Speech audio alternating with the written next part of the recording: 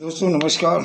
जय हिंद, जय भारत। नाम रमेश सिंह, ठगी पीढ़ी जमा करता तब जब संगठन, राष्ट्रीय महासचिव।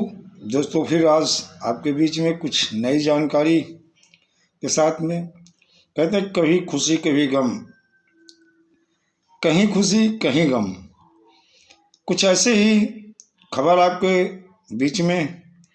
और हमें लगता है कि दोस्तों अगर खबर आपको अच्छी लगे तो वीडियो लाइक और सब्सक्राइब जरूर करिएगा और ज़्यादा से ज़्यादा शेयर करिए, जिससे ज़्यादातर लोगों तक पहुँचे और जन जागरण भी हो। और कहीं ना कहीं जो आपका मिशन है, मिशन भुगतान भारत यात्रा सत्याग्रह, उसको समझ सकें लोग और समझकर उस मार्ग पर चलें, किसी के बहकावे में ना आए। तो दोस्तों आज एक बड़ी खुशी, उत्तर प्रदेश के वित्तीय अधिष्ठान जमाकर्ता हित संरक्षण अधिनियम 2016 एवं संपठित उत्तर प्रदेश वित्तीय अधिष्ठान जमाकर्ता हित संरक्षण अधिनियम 2016 के अंतर्गत उक्त अधिनियम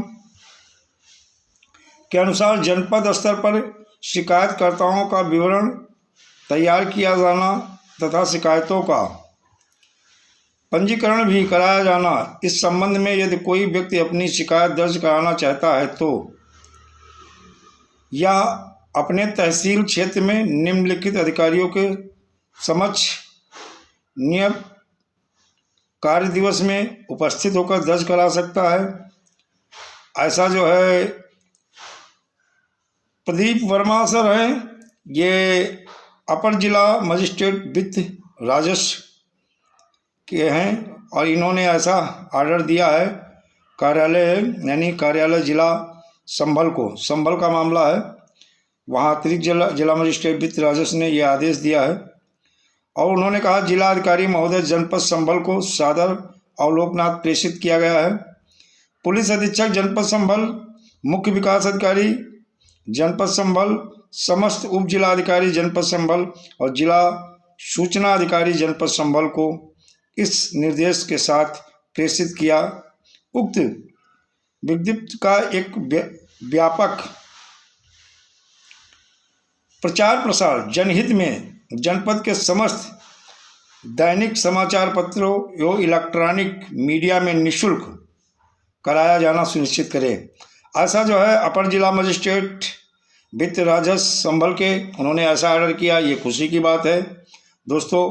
और जो महानिदेशक वित्त फाइनेंस के जो मीटिंग हुई थी लखनऊ में, जो उन्होंने ऑर्डर दिया था प्रचार प्रसार का, और अक्सर हम बताते हैं जो इसमें सक्षम अधिकारी अपर जिला मजिस्ट्रेट वित्त फाइनेंस को वित्तीय अधिष्ठान जमा करता है संरक्षण अधिनियम 2016 में बनाया गया था। बर्ड्स एक्ट में हमारे कलेक्टर साहब ही हैं जिला मजिस्ट्रेट, और हम लोग हमेशा मांग कर रहे हैं कि हमारा जो है सेंटर का जो कानून है बर्ड्स एक्ट, उसके तहत जो पीड़ित जमा करता है कार्यकर्ता हैं उनकी जो है FIR दर्ज की जाए और 180 कार्य दिवस में उनका भुगतान किया जाए।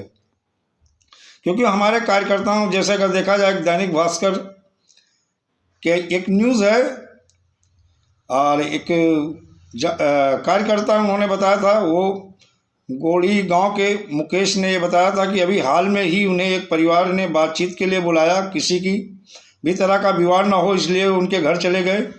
घर पहुंचते ही बाहर से दरवाज़ा बंद कर लिया गया और कहा कि जब तक कंपनी में लगे 2 लाख कब मिलेंगे नहीं बताओगे, बाहर जाने नहीं देंगे। कई मतलब बार बात करने के बाद, मान मनोबल के बाद भी वे नहीं माने। घर वालों ने यह तक कह दिया कि रकम नहीं दी तो अपने जो बच्चियां हैं वो आपके घर में ले जा करके, जब उनकी शादी खाने पीने की सारी व्यवस्था आपको करनी, यहाँ तक कि वो धमकी दे दी और वो भी जिम्मेदारी आपकी होगी। तो देखा जाए छत्तीसगढ़ की भी बहुत अच्छी दशा नहीं कार्यकर्ताओं की, क्योंकि कारण एक ही है कि वहाँ पे कार्यकर्ताओं के ऊपर से केस वापस लिए गए हैं। मुख्यमंत्री के सामने जो है परेशानी और जो अपनी राहत के लिए कार्यकर्ताओं ने उनके समक्ष रखा। और अभिकर्ता देखा जाए छत्तीसगढ़ के अभिकर्ता संघ के अध्यक्ष लक्ष्मी नारायण जी जो है चंद्राकर ने भी बताया कि पूरे राज्य भर में एजेंट मुख्यमंत्री भूपेश सिंह बघेल से मिलकर अपनी बात को रखा। कार्यकर्ताओं के ऊपर से केस वापस लिए गए, लेकिन फिर भी वहाँ का जब तक निवेशकों का भुगतान नहीं हो जाता है तब तक उन्हें कोई खास राहत नहीं मिल पा रही। निवेशक अभी भी लठ लेके कार्यकर्ताओं के पीछे पड़ा, और इस चीज़ को निवेशक को समझना होगा। पैसा सरकार ही देगी। सरकार के जो सक्षम अधिकारी हैं, कलेक्टर हो या मंडलायुक्त हो या अपर जिला मजिस्ट्रेट वित्त राजस्व, यही पैसा दिलाएंगे। आप अनावश्यक किसी कार्यकर्ता को परेशान ना करें।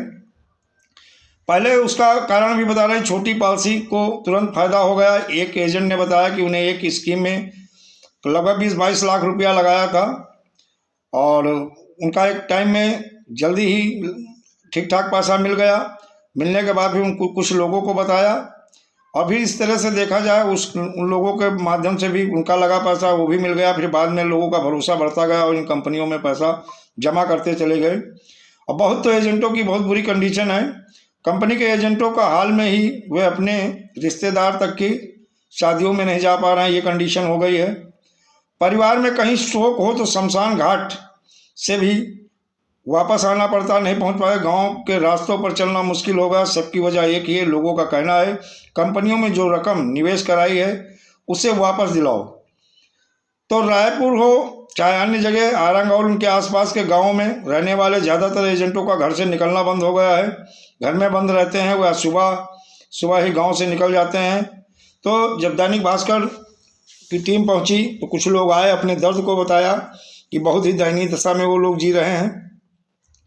और दोस्तों एक चीज़ है, एक उत्तर प्रदेश में ये खबर अच्छी है कि कहीं ना कहीं से पॉजिटिव खबर आ रही है कि जगह जगह भुगतान दावा स्वीकार करने के लिए तहसील स्तर पर भी हमारे जो शासन प्रशासन के अधिकारी हैं सक्रिय हैं।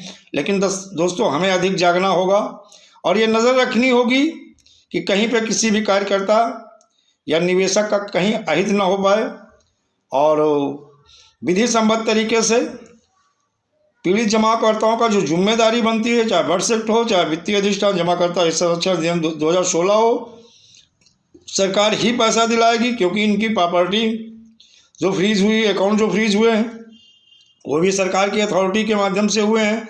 आज की डेट में बहुत सारी ऐसी कंपनियां जिसका पैसा सेबी के पास है, लिक्विडेटर के पास है, कमेटी के पास है या अन्य अथॉरिटी के पास है। तो ये अगर जल्द से जल्द अगर रिलीज़ करा दे सरकार, तो हमें लगता है जो कार्यकर्ताओं को गला फंसा है वो छूट जाए, और जो मुख्य समस्या है वो पीड़ित जमाकर्ताओं की है, उनका पैसा मिल जाए तो सारी समस्या खत्म हो जाए। हमें लगता है सरकार जागरूक अवस्था में आ रही है, लेकिन बहुत ज़्यादा किसी को खुश होने की ज़रूरत नहीं है।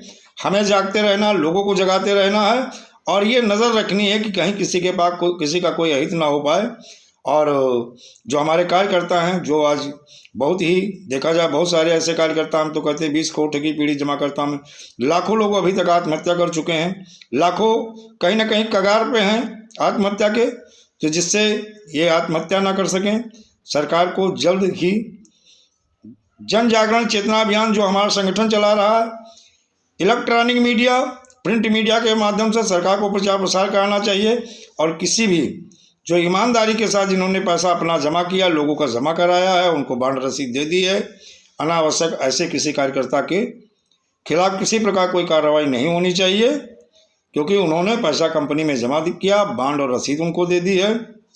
और ये जिम्मेदारी हमारी सरकार की बनती है, क्योंकि हम लोगों ने या सारे लोगों ने कहा जाए, जो भी कार्यकर्ता किसी कंपनी के हो, सहारा हो, पल्स हो, कल्पतरु हो, साई प्रकाश हो, साई प्रसाद हो, समृद्ध जीवन हो, रोज वैली हो, कैमुना हो, Trinity multi credit cooperative society हो, कल्प वर्षा हो, कल्प भट्ट हो, अलास्का हो, या Shri Ram, Sai Prakash, Sai Prasad, Kheteshwar, Jyoteshwar, Apeshwar, Dhokheshwar, Adarsh credit cooperative society, Chambal Malwa credit cooperative society, Anant Nidhi credit cooperative society, इनके जो भी कार्यकर्ता हैं, और इन्हें अनावश्यक परेशान भी न किया जाए। क्योंकि देखा जाए सबसे बुरी दशा में हमारा कार्यकर्ता ही है कि जो उनका अपना पैसा था वो भी इन कंपनियों ठग क्रेडिट कोऑपरेटिव सोसाइटी में जमा कर दिया, और अपने जानने पहचानने वालों का पैसा जमा करवा दिया है।